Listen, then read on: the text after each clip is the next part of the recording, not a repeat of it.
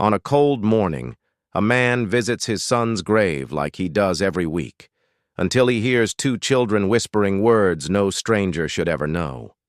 What they say next forces him to uncover a truth buried for years. A truth that turns his grief into something far more powerful than pain.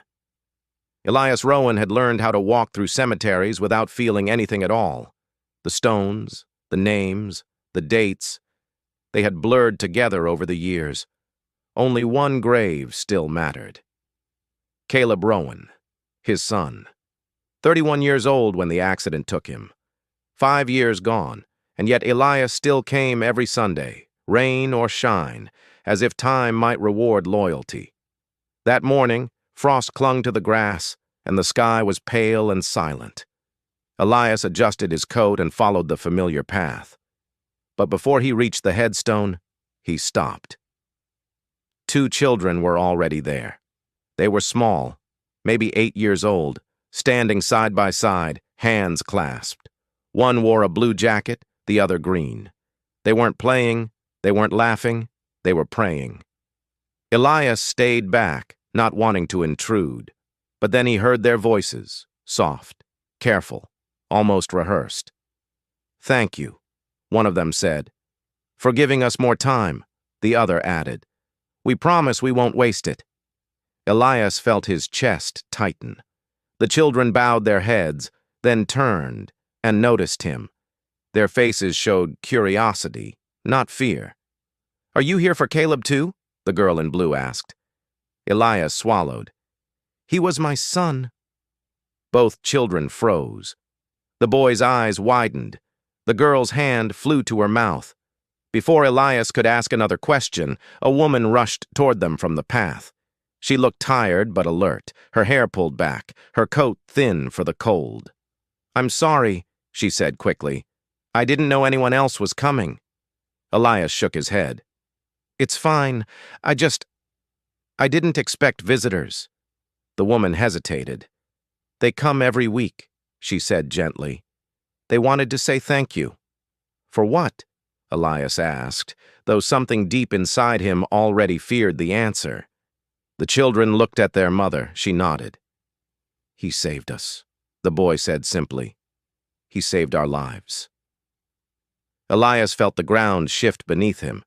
They sat on a nearby bench as the truth unfolded piece by piece. Lena Morales spoke quietly, choosing each word with care, as if she'd practiced this conversation many times in her head, but never expected it to actually happen. "Caleb was an organ donor," she said. "When the hospital called, they told me a match had been found for both my children. It was rare, almost impossible." Aria pressed her hand lightly to her chest. "His heart is here," she said. Noah touched his side. "And part of him is here too." Elias couldn't speak.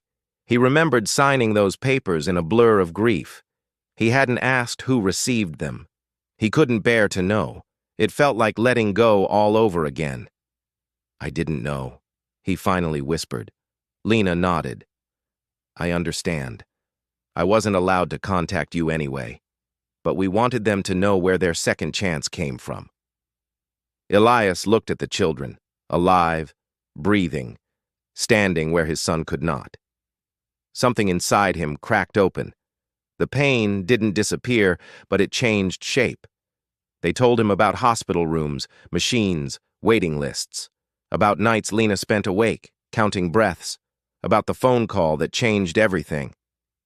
"He gave us a future," Lena said, "even though it cost you everything." Elias laughed weakly through tears. He would have wanted that. Over the next weeks, their lives slowly intertwined. Elias learned that Lena worked double shifts, that money was tight, that fear never fully left.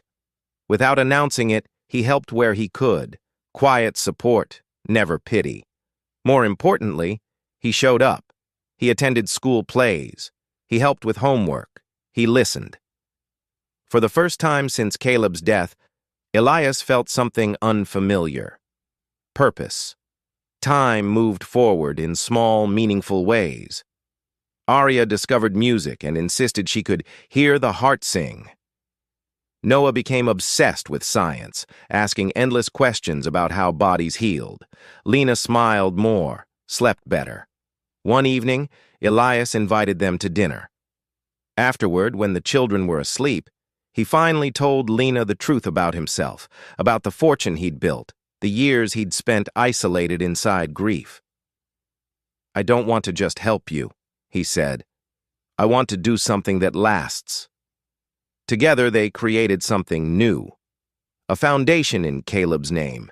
It helped families facing impossible medical choices, covering the gaps no one talks about: travel, time off work, fear. Elias watched the foundation grow, but more than that, he watched the children grow, not as reminders of loss, but as proof that love could outlive death. Years later, they returned to the cemetery. The air was warm this time. Arya and Noah stood taller, stronger. They placed flowers at the grave. "We're doing okay," Arya whispered. "We're making it count," Noah added. Elias closed his eyes. For the first time, the silence didn't hurt.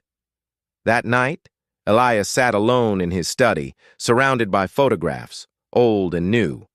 Caleb smiling, Arya laughing, Noah concentrating hard over a book. He realized something then. Grief had not been the end of his story. It had been the beginning of another.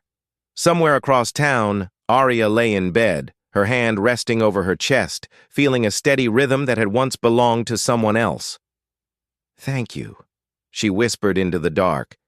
And for the first time in years, Elias slept without regret, knowing that love, when given freely, never truly leaves.